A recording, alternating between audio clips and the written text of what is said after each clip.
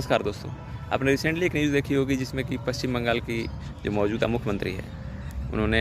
चुनाव हारने के बाद इस्तीफ़ा देने से मना कर दिया है। दोस्तों, ये बेचैनी और ये बौखलाहट समझी जा सकती है, क्योंकि जिसने 15 साल से तानाशाह की तरह सरकार चलाया हो और एक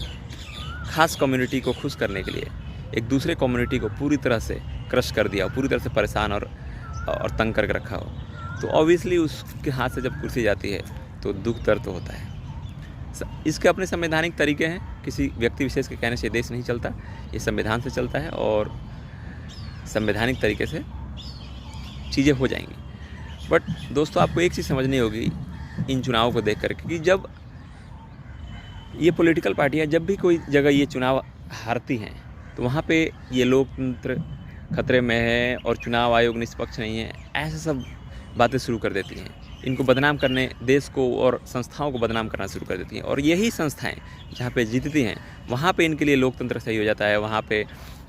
पे चुनाव आयोग सही हो जाता है, वहाँ पे सब सही हो जाता है। जैसे आपने अभी रिसेंट एग्जांपल देखा होगा केरला में और तमिलनाडु में, वहाँ पे लोकतंत्र सही है। उसी इलेक्शन कमीशन ने वहाँ पे भी चुनाव कराया है, या 2024 का लोकसभा में इतनी सीटें इनको विपक्ष को मिली, उस समय भी उसी इलेक्शन कमीशन ने वो चुनाव कराया था। तो यहाँ पे वो ठीक हो जाता है, और जहाँ पे ये चुनाव हारते हैं वहाँ पे वो लोकतंत्र खतरे में आ जाता है, चुनाव आयोग निष्पक्ष नहीं रहता है। दोस्तों, आप ध्यान से समझेंगे तो ये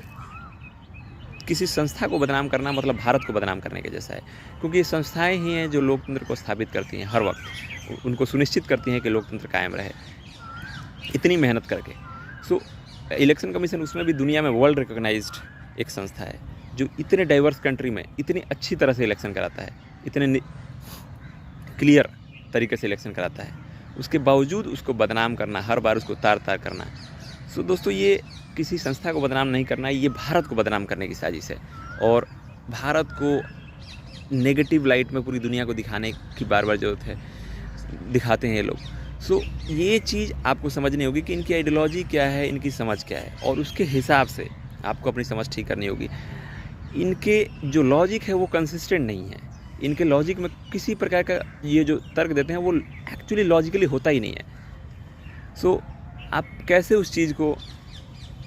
मतलब ये लोग एक्चुअली में भारत को क्यों गलत तरीके से दुनिया को दिखाना चाहते हैं, क्यों ये लोग खुद वो लोग हैं जो डेमोक्रेसी और लोकतंत्र में विश्वास नहीं करते, संविधान में विश्वास नहीं करते, क्योंकि इन्होंने शुरू से ही इनके माइंड में डिक्टेटरशिप है और डिक्टेटर की तरीके से रहना चाहते हैं। बट अभी ऐसा हो नहीं पा रहा है, तो ये पूरे देश को बदनाम करने की प्रयास कर रहे हैं।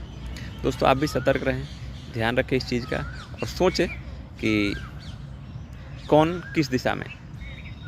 इस देश को ले जाना चाहता है। Thank you.